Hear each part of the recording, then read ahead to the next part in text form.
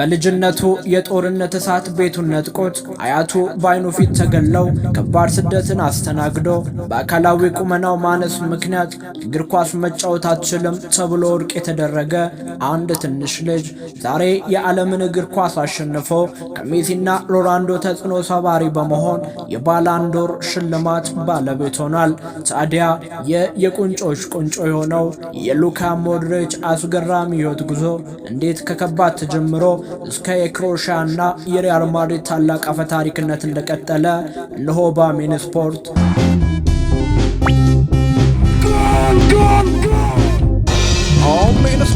አሜን ስፖርት ታሪኩ የሚጀምረው እንደ አውሮፓውያን አቆጣጠር መስከረም 9 1985 በክሮኤሺያ ሰሜናዊ ክፍል በምትገኝ ትንሽዬና ሰላማዊ በሆነችው የሞድሪች መንደር ውስጥ ነበር። በወቅቱ የሉካ ሕይወት እንደ ማንኛውም ተራ ልጅ የደስታና የሰላም ነበር። አባቱ ስቲፔ ሞድሪች ሜካኒክ ሲሆኑ እናቱ ራዶይካ ደግሞ በጨርቃ ጨርቅ ፋብሪካ ውስጥ ትሰራ ነበር። ሉካ ስሙን የወረሰው ከሚወደውና ከሚያከብረው አያቱ ከሽማግሌው ሉካ ሞድሪች ነበር። ነገር ግን የጸጥታ የሰፈነበት የገጠር ሕይወት ለረጅም ጊዜ አልዘለቀም። በ1991 በባልካን ጦርነት ማዕበል ክሮኤሺያ ሲናወጥ የ6 ዓመቱ ሉካና ቤተሰቡ ሕይወት በአሰቃቂ ሁኔታ ተቀየረ። የሰርቢያ አማጺዎች ያንን ሰላም አረከሱት። ታኅሳስ 18 1991 ውዱ አያቱ ሽማግሌው ሉካ ከመንደር ውጪ ከብቶች እየጠበቁ ሳለ በጠላት ሚሊሻዎች ተይዘው ተገደሉ። ይህ ድርጊት በቤተሰቡ ላይ ጥቁር ደመናን የጣለ መላውን ቤተሰብ ቤት ንብረታቸውን ጥለው አንገታቸውን ደፍተው እንዲሰደዱ ያስገደደ አሳዛኝ ምዕራፍ ነበር። ቤታቸው በሳቅ ቃጠሎ ሲወድም ቤተሰቡ እንደ ስደተኛ ወደ ዛዳር ከተማ ሸሸ። ለዓመታትም በከተማዋ በሚገኘው አልኮ እና ኮሎቫሬ የስደት ሆቴሎች ውስጥ በከፍተኛ ድህነት በስጋትና በየዕለቱ በሚሰማው የቦምብና የጥይት ድምፅ ጥላ ስር ኖረዋል። ግን ውድ የአሜን ስፖርት ተከታታዮች ከዚህ የጨለማ የስደት ማዕበል ውስጥ አንድ ድንቅ ብርሃን ፈነጠቀ። በዙሪያቸው የጦርነት ፍንዳታዎች ባሉበት አስፈሪ ሁኔታ ውስጥ እንኳ ትንሽዬ ሉካ ብቸኛ መጽናናቱን ያገኘው በእግር ኳስ ነበር። በሆቴሉ መኪና ማቆሚያ ስፍራ ላይ ትናንሽ ድንጋዮችን እንደ ፖል ተጠቅሞ ከዕድሜያቸው ጋር የሚዛመዱ ልጆችን አሰባስቦ ቀናትን በሙሉ ኳስ በመምታት ያሳልፍ ነበር። እናቱ በኋላ ላይ ፍርሃት በተቀላቀለበት አድናቆት እንዳስታወሰችው ሉካ ማታ ማታ ከእንቅልፍ ሲነቃን እንኳን ከሱ የማይለየውን የእግር ኳስ ፕላስቲክ ኳስ እቅፍ አድርጎ የተኛ ነበር ስትል ታስታውሷለች። ዕድሜው 16 ዓመት ሲሞላውም የክሮኤሺያ ግዙፍ ክለብ የሆነው አጅዱክ ስፕሊት ለግምገማ ጠራው። ሉካ የልጅነት ህልሙን እውን ለማድረግ በከፍተኛ ተስፋ ወደ ክለቡ ሄደ። ነገር ግን በወቅቱ የክለቡ ኃላፊዎችና አሰልጣኞች እሱን ሲመለከቱ የተሰማቸው ስሜት ተስፋ አስቆራጭ ነበር። የሉካ ቁመና አነስተኛ መሆን፣ አካላዊ ብርታቱ የላላ በመምሰሉና ለግዙፍ ተከላካዮች የሚመጥን አካላዊ ቁመና እንደሌለው በማሰብ ለዚህ ጨዋታ አጭርና ደካማነ በሚል ቀዝቃዛ ምላሽ ውድቅ አደረጉበት።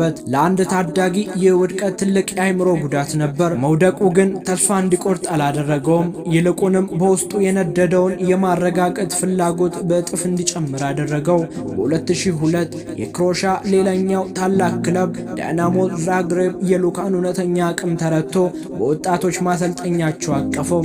ዳይናሞ ዛግሬብ ለሉካ ትልቅ መድረክ ከማዘጋጀቱ በፊት ግን ልምድ እንዲኖረው ወደ ቦስኒያ ሊግ በውሰት ላከው። ሉካ በዛ አስቸጋሪ ሊግ ውስጥ ተጫውቶ በግሩም ብቃት የዓመቱ ምርጥ ተጫዋች በመባል አሸናፊ ሆኖ ተመለሰ። ይህ ድል የዳይናሞ ዛግሬብን አመራሮች አይን ከፈተ። ወደ ክለቡ ተመልሶ በመምጣትም ዳይናሞ ዛግሬብን በሜዳ ላይ በመምራት ተከታታይ 3 የሊግ ዋንጫዎችን እንዲያነሳ አስቻለው። በአካላዊ ቁመናው ምክንያት አትችል የተባለው ያ ስደተኛ ልጅ አሁን በክሮኤሺያ መሬት ላይ ማንም ሊገታው የማይችል የመሃል ሜዳ ጄኔራል መሆኑን ለዓለም አሳየ።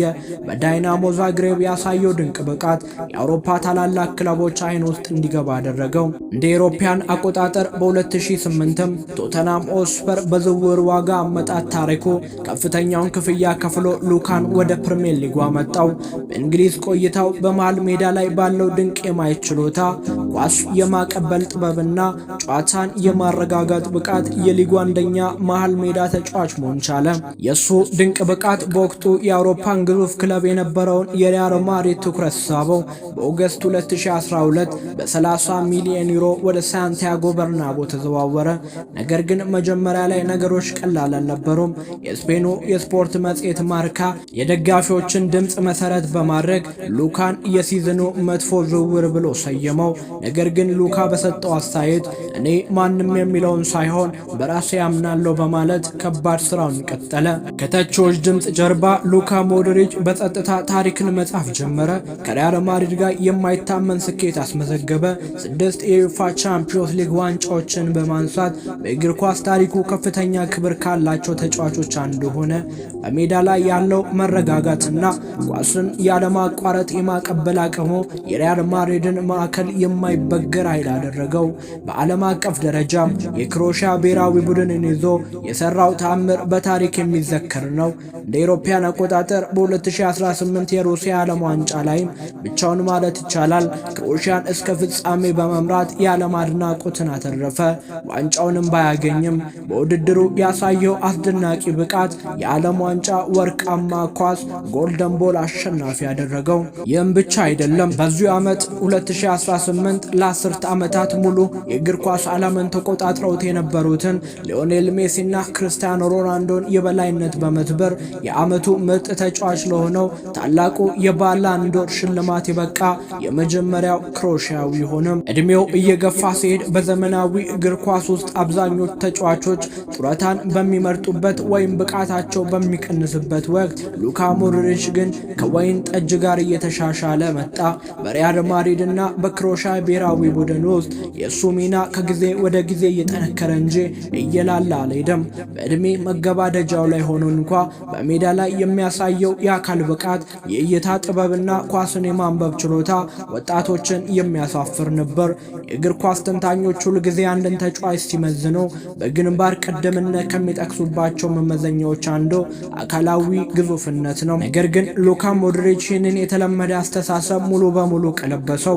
በቁመናው አነስተኛ ሆኖ በልጅነቱ አትችልም ተብሎ ተዘሎ በስደት ካምፕ አስፋልት ላይ ያደገው የልጅ በአይምሮ ብልህነት፣ በከባድ ስትራቴጂና በማይበገር የድል አድራጊነት መንፈስ ማዕበሎቹን ሁሉ ሰብሮ አለፈ። ከስደት ሆቴል መኪና ማቆሚያ ስፍራ ጀምሮ እስከ ሳንቲያጎ በርናቦ ታላቁ ቻምፒዮንስ ሊግ መድረክ ድረስ የዘለቀው ይህ ጉዞ በቀላሉ የማይታለፍ የጽናት ተምሳሌት ነው። ሉካ ሞድሪች በሪያል ማድሪድ ቤት ውስጥ ብቻ ሳይሆን በአጠቃላይ በእግር ኳስ ታሪክ ውስጥ የመሃል ሜዳ ጌታ ዘ ሚድፊልደር ማስትሮ ተብሎ በእግር ኳስ ዓለም ውስጥ ለዘላለም የሚታወስ ስም ሆኗል። በሜዳ ላይ ኳስን የሚያንቀሳቅስበት መንገድ፣ ተጫዋቾችን የሚያቀናጅበት ጥበብና በወሳኝ ደቂቃዎች ጨዋታን የመቆጣጠር ችሎታው ለእግር ኳስ አፍቃሪዎች በሙሉ ትልቅ ትምህርት ቤት ነው። ዛሬ ላይ በክሮኤሺያ ብሔራዊ ቡድን ውስጥም ቢሆን ለወጣቱ ትውልድ እንደ አባትና እንደ መካሪ በመቆም እግሩን በታላቅ ክብር እየመራ ይገኛል። አገሩ ክሮኤሺያ ለምትገኝበት ትንሽ ሕዝብና ለዓመታት ለተጎዳችው ሀገር ሞድሪች የሰጠው ክብርና ተስፋ ከእግር ኳስ ሜዳ በላይ ነው። እሱ የክሮኤሺያ የጀግንነት ምልክት ነው። በጦርነትና በስደት ውስጥ የተወለደው የልጅ ዛሬ የዓለምን ከፍተኛውን የእግር ኳስ ክብር በመቀናጀት የዘላለም አፈ ታሪክ ሆኖ ተጽፏል። ከዛም በ2026 ወደ ጣሊያኑ ክለብ ኤሲ ሚላን ተዘዋውሯል።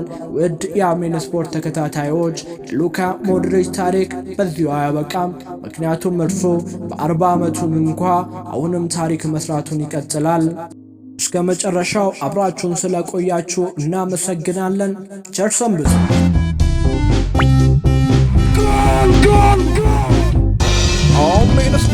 Amen Sport.